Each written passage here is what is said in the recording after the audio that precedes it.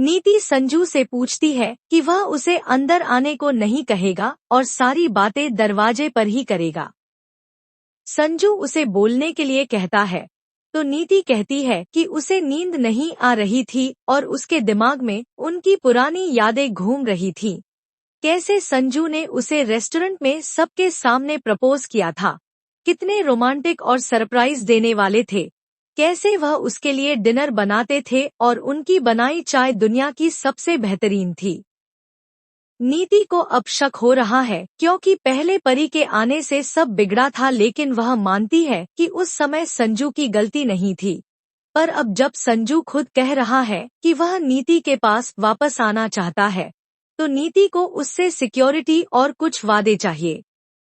इसी बीच नीति को राजीव और परी की सच्चाई का पता चलता है कि वे ताईजी के साथ मिले हुए हैं और उसे धोखा दे रहे हैं। राजीव परी के साथ मिलकर प्लानिंग कर रहा है, जबकि पृथ्वी भी इनके साथ था। राजीव नीति का भरोसा जीतने के लिए नाटक कर रहा है और पृथ्वी नीति को भड़का रहा है कि राजीव उसे धोखा दे रहा है।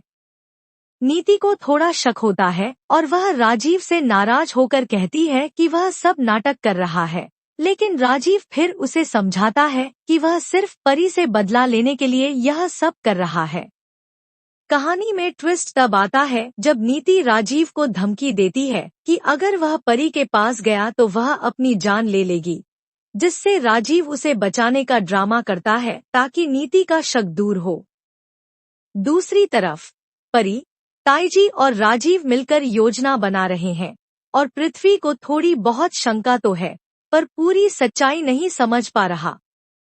अब देखना यह है कि पृथ्वी और नीति मिलकर इन सबको बेनकाब कर पाएंगे या नीति खुद परी की चाल में फंसकर बर्बाद हो जाएगी।